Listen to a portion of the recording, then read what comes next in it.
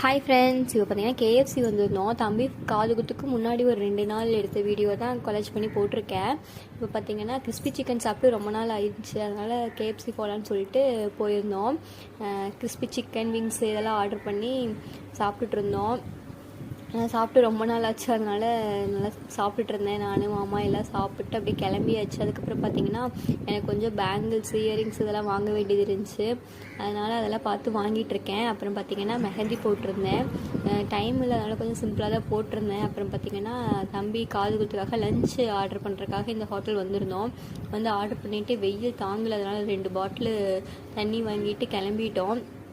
வர வழியில் நின்று அப்படியே தண்ணியெல்லாம் குடிச்சிட்டு கொஞ்ச நேரம் தம்பியோட விளையாண்டுட்டு அப்படியே கிளம்புனோம்.